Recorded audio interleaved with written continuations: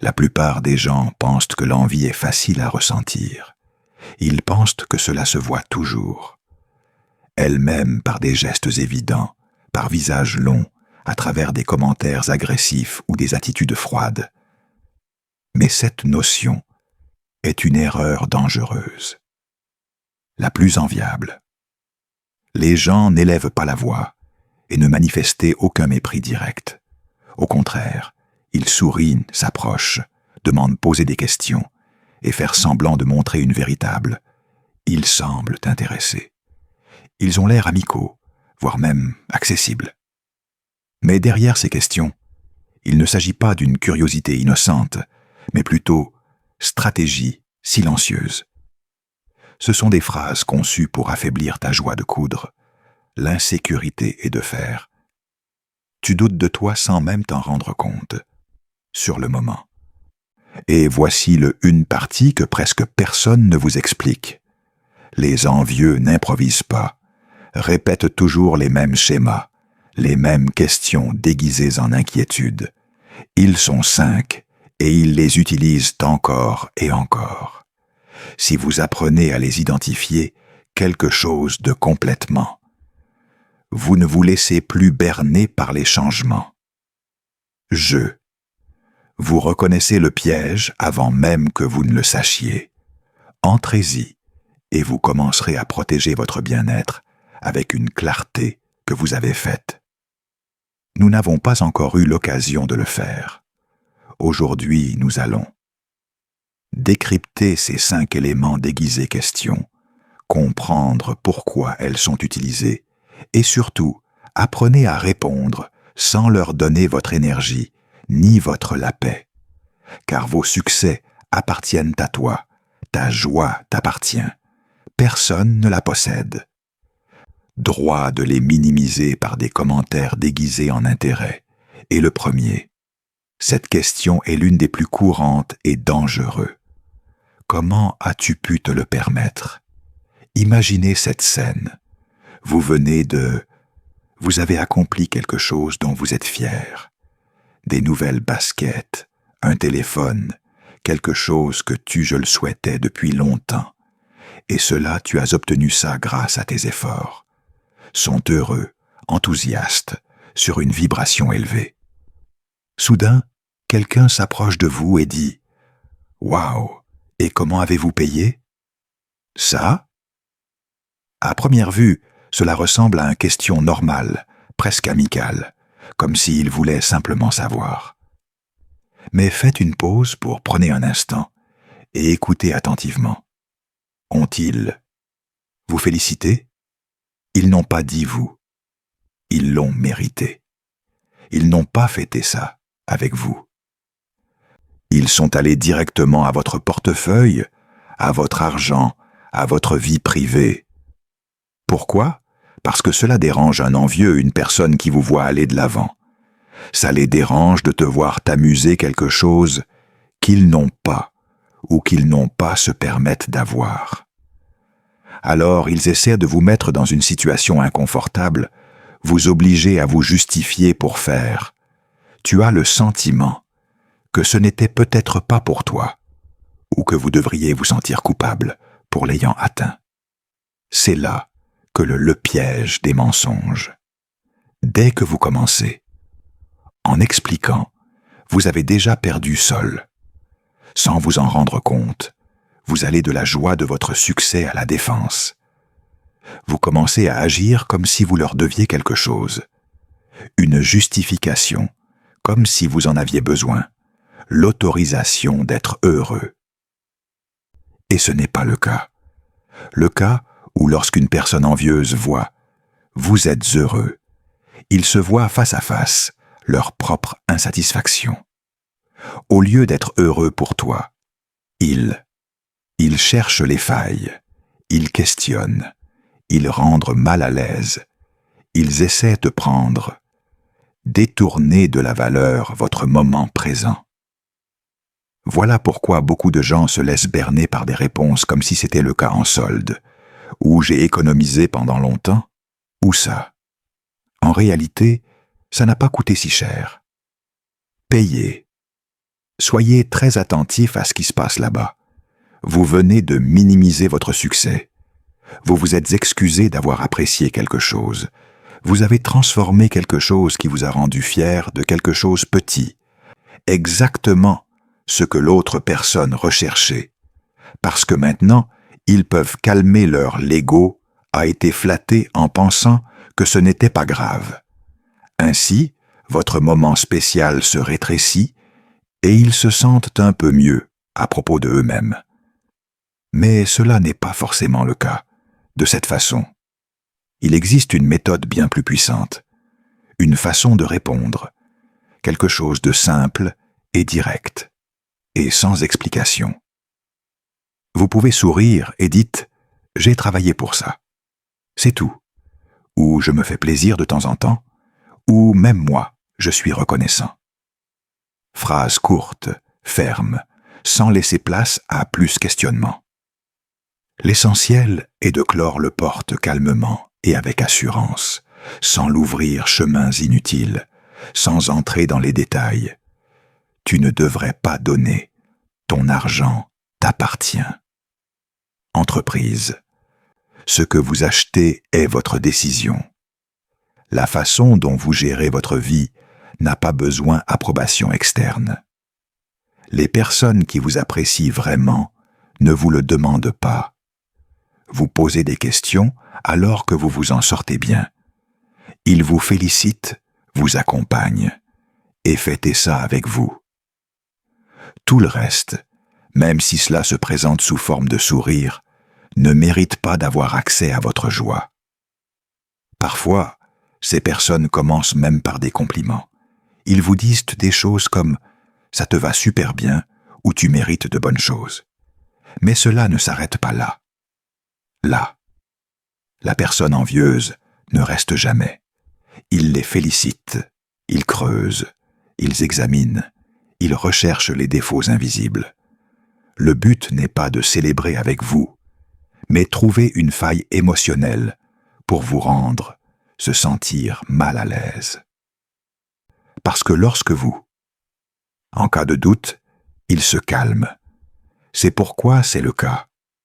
Il est donc très important de ne permettre à personne de interférer avec votre joie. Protéger son enthousiasme est aussi une forme d'amour-propre. La deuxième question apparaît précisément lorsque tu es très enthousiaste. L'es-tu vraiment? Vous pensez que c'est une bonne idée? Imaginez ceci. Vous êtes enthousiaste à l'idée de ce nouvel emploi, une décision importante, ou un rêve que vous osez enfin persévérer. Peut-être êtes-vous prévoyant de déménager dans une autre ville, démarrer votre propre projet, ou apprendre quelque chose de complètement nouveau. Vous êtes motivé, pleine d'énergie. Et puis quelqu'un lance ceci apparemment sentence innocente. Êtes-vous sûr que c'est une bonne idée? En quelques secondes, quelque chose en vous s'éteint. L'excitation se transforme en doute. Commencez à se demander si vous avez tort, si vous manque de considération. Mais faites une pause prenez un instant pour analyser calmement. Cette personne ne vous a pas interrogé sur votre projet. Je souhaite savoir quelle démarche vous avez entreprise. Ne vous a offert aucun soutien et n'a montré aucune confiance en vous. Ils sont allés directement à la peur mène, directement à l'insécurité. Il ne s'agit pas d'une préoccupation authentique. Il s'agit de l'envie déguisée en prudence. Quand vous décidez de grandir, d'aller de l'avant et de prendre des risques, les envieux pensent qu'ils prennent du retard. Ils vous voient, osant faire ce qu'ils n'osent pas et qui les confrontent à leur propre peur. Au lieu d'être inspirés, ils se sentirent mal à l'aise. Au lieu pour vous soutenir, ils essaient de vous ralentir, en bas. Non pas parce qu'ils veulent prendre soin de vous, mais parce que votre mouvement leur rappelle tout ce qu'ils ne font pas, osent le faire. Ils doutent tellement, utilisent un douton, un visage inquiet, pour que vous. Ils pensent vous aider. Mais en réalité qu'ils ne font que protéger, se prémunir contre le malaise que cela provoque, leur permettre de vous voir progresser pendant qu'ils stagnent. Réfléchissez bien à ça. S'ils s'en souciaient vraiment, ils le feraient. Ils vous interrogeraient sur votre stratégie. Dites-moi ce que vous prévoyez, ou comment puis-je vous aider. C'est sincère. L'intérêt. Mais la personne envieuse, elle, le fait. Ne pas accompagner le processus. Il lâche tout simplement la bombe du doute et partir en espérant être celui qui arrosera cette peur jusqu'à ce qu'elle grandisse en toi. Et comment réponds-tu à cela avec fermeté et calme? Regardez-les dans les yeux et dire « Oui, j'en suis sûr et je vais ». Faites-le sans débat, sans long discours. Explication. Vous pouvez aussi dire que j'y ai déjà pensé, et voici ce que c'est. Ce que je veux ou j'aimerais plutôt essayer, que de vivre toute ma vie avec le doute, car la vérité est que cette croissance signifie vivre en prenant des risques. C'est prendre des risques, et vous ne pouvez pas laisser la peur des autres devenir la prison de vos décisions. Les gens qui je t'aime vraiment, même si je m'inquiète, ils te soutiennent toujours, ils le disent. Ça a l'air difficile, mais j'ai confiance en toi. Les envieux ne font pas ça. Ils font seulement semer le doute et disparaître. Ils ne le font pas, veulent vous aider à aller de l'avant. Ils veulent pour vous arrêter. Ne le permettez pas, vôtre. Les rêves valent la peine d'être pris. Et maintenant? Vient la troisième question, l'une des le plus douloureux. Pour qui te prends-tu? Ça fait mal. Parce qu'il attaque directement votre identité. Elle commence à apparaître lorsque vous changez, quand tu grandis, quand tu parles avec plus de sécurité, lorsque vous montrez vous-même différemment, lorsque vous marchez avec plus de fermeté, souriez davantage confiance, et ne plus vous forcer petit pour s'y glisser. Exactement. Puis quelqu'un essaie de vous rappeler l'endroit où il pense que vous devriez rester. Peut-être. Tu as commencé à mieux t'habiller. Peut-être que j'ai cessé de tolérer le manque de respect. Peut-être avez-vous commencé à clarifier frontières où tu restais silencieux. Et puis quelqu'un apparaît avec des phrases du genre « Et pour qui te prends-tu? Tu as déjà changé? Non. Classique. Maintenant, tu te sens mieux que nous. » À ce moment précis, quelque chose se met en marche en vous. La culpabilité apparaît. Vous vous sentez mal à l'aise. Et sans vous en rendre compte, vous commencez à rétrécir pour revenir à votre ancienne version, juste pour que les autres se sentent calmes. Mais arrêtez. Juste là. Posez-vous une question essentielle. Question. Pourquoi votre croissance vous dérange-t-elle? Eux? Pourquoi votre sécurité les rend-elle ainsi? Inconfortables? La réponse est plus claire qu'il n'y paraît. Les envieux ont besoin que tu restes le même, petit, prévisible, facile à poigner, silencieuse.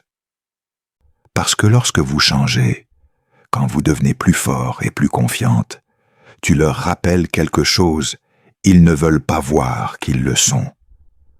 Vous n'avancez pas.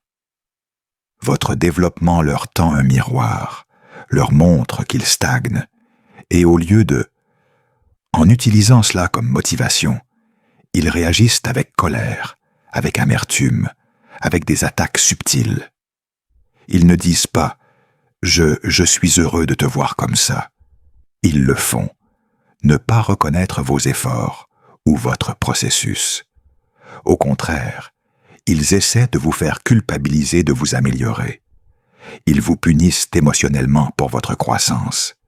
Ils vous réprimandent pour avoir osé faire. Réfléchissez-y un instant, parce que c'est absurde quand on le voit. C'est évident, ils sont contrariés parce que vous l'êtes. Plus heureux parce que vous vous sentez plus fort, parce que vous avez plus confiance en vous-même. Cela vous semble-t-il être une amitié? Ça vous semble sincère? De l'affection? Est-ce cela le vrai soutien? Non. C'est de l'insécurité, c'est de la peur, c'est de l'envie déguisée en critique. Ils veulent que vous reveniez à l'ancienne version, celui qui doutait, qui se sont fait petits, qui n'ont rien fait un inconfortable. Et quelle est la meilleure réponse? Ne le faites pas. Argumentez, ne justifiez pas, n'essayez pas de convaincre-les que vous êtes toujours le pareil. Regardez-les calmement et dites quelque chose de simple, mais puissant. Je suis devenir celui que je devrais être, ou aussi celui que je suis. Je grandis et j'aime la personne que je deviens. Puis poursuivez votre chemin. Continuez. Grandir. Continuez de briller. Continuez de construire toi-même. Parce que les gens qui aiment vraiment toi célèbrent ta renaissance, applaudissent lorsque votre énergie change. Nous sommes heureux de je te vois différemment. Uniquement des envieux. Ils pourraient regretter la version de toi qu'ils auraient pu contrôler. N'y retournez jamais. Grandir est une dette. Tu te le dois. Passons à la 4e question. N'est-ce pas un peu excessif? Imaginez ceci situation. Vous êtes heureux et vous célébrez quelque chose d'important. Peut-être avez-vous partagé un succès, une bonne nouvelle, ou vous simplement s'est bien habillé pour un événement et quelqu'un commentaire. N'est-ce pas excessif? Ont-ils vraiment besoin d'autant d'attention? Ou pourquoi? Tu te la pètes maintenant? Immédiatement. Vous éprouvez de la honte, vous vous sentez mal à l'aise, comme si vous exagériez, comme si vous occupiez plus de place que vous méritez. Mais voici la question essentielle, que presque personne ne demande. Trop pour qui? Trop selon qui? Cette critique ne parle pas de toi.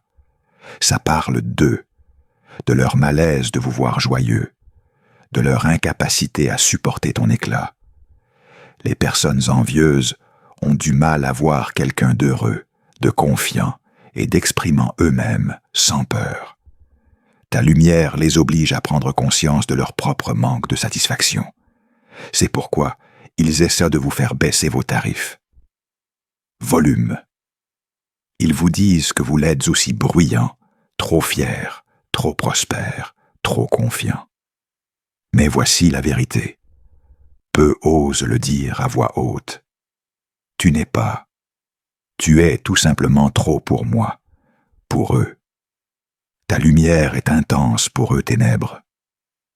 Ta joie est forte pour leur silence.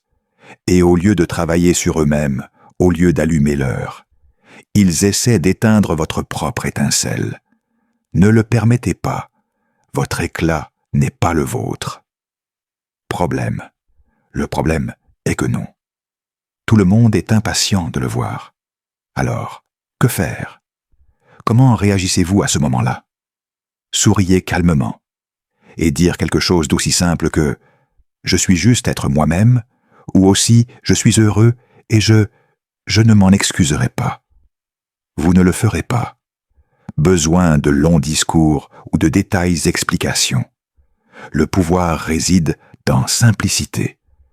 Gardez le message clair, ferme et sans culpabilité. Parce que vous le faites, vous n'aurez plus à vous rétrécir, à vous cacher ou à atténuer votre de la lumière pour que les autres se sentent à l'aise. Les personnes qui vous soutiennent vraiment ne vous le demandent pas. Vous demandez de baisser le volume. Sur le « au contraire », ils se lèvent avec vous, célèbrent ton énergie et marchent à tes côtés. Les envieux préfèrent vous voir tranquille, invisible, réduit. N'écoutez pas. Laissez-vous aller à l'expression, confiant et fier de qui vous êtes.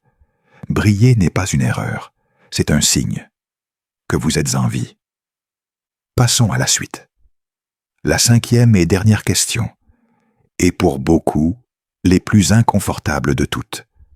Quelqu'un peut vous aider? Écoutez prudemment. Vous venez d'obtenir quelque chose d'important. Vous avez fait des efforts. Ils ont fait preuve de constance, et les résultats sont venus. Peut-être avez-vous reçu une promotion, ont mené à bien un projet de grande envergure, ou ont créé quelque chose de précieux. Puis quelqu'un commentaire « Waouh, c'est gentil. Est-ce que quelqu'un a fait ça? » Vous aider? Au premier abord, cela semble inoffensif, comme une simple curiosité. Mais faites attention à ce qui se cache derrière. Ils n'ont pas dit que tu étais talentueux. Ils n'ont pas reconnu vos compétences. Ils n'ont pas mis en valeur vos efforts. Immédiatement. Ils ont supposé que le mérite ne vous appartenait pas entièrement. Pourquoi? Cela se produit-il? Parce qu'il est difficile pour une personne envieuse d'accepter que vous soyez capable, intelligent et compétent sur le vôtre. Cette idée ne correspond pas aux limites, versions qu'ils ont de vous dans leur tête. Ils cherchent donc quelqu'un d'autre pour attribuer le succès à quelqu'un. Merci, quelqu'un à applaudir, n'importe qui, mais toi. Et cette question est dangereuse, parce que cela peut semer un doute silencieux dans ta tête. Tu commences à penser que peut-être ce n'était pas tant votre mérite que ça. Peut-être n'en avez-vous pas fait assez. En vous en rendant compte, vous commencez à vous nier, valoriser et accorder la reconnaissance que cela vous appartient. Arrêtez-vous là. Bien sûr, il se peut que certaines personnes aient soutenu ou vous avez été encouragé, et c'est précieux. L'effort était le vôtre. La discipline était le vôtre. Le résultat final appartenait également à toi. Alors, regarde-les calmement et réponds-leur. Je l'ai fait sans te justifier, sans fioriture ni simple remerciement, toi. J'ai travaillé très dur pour ça. Reconnaissez votre propre mérite. Prenez responsabilité de votre succès. Revendiquer ses réussites n'est pas l'arrogance. C'est l'honnêteté. Les gens qui « je te soutiens sincèrement » et « je te trouve incroyable » où vos efforts ont porté leurs fruits. Envie. Les gens vous demandent qui vous a aidé à effacer votre trace. Remarquez la différence. Cette attitude vous reconnaît. L'autre vous rend invisible. Ne permettez à personne pour minimiser ce que vous avez construit avec tant de choses d'effort. Et voici maintenant le plus important parti. Lorsque vous entendez ces 5 poser des questions, ne vous fâchez pas et ne le faites pas. Réagissez sur la défensive. Faites une pause. Respirez et posez-vous une question très simple. Cette personne célèbre-t-elle avec moi ou essayez de me ralentir? C'est ça, la phrase qui change tout. Celui qui vous soutient vous fait progresser. Celui qui éprouve de l'envie essaie de vous attirer vers le bas. Et une fois que vous le voyez clairement, vous ne pouvez plus l'ignorer. Avec le temps, vous commenceront à reconnaître ces attitudes, gardez vos distances et protégez-vous, non pas avec agressivité, mais avec fermeté, avec confiance, car l'envie en dit plus à propos de celui qui le ressent, plutôt qu'à propos de celui qui le provoque. Alors, continuez. Continuez à progresser. Continuez à réaliser ce que vous entreprenez vous. Votre chemin n'a pas besoin. L'approbation externe est précieuse.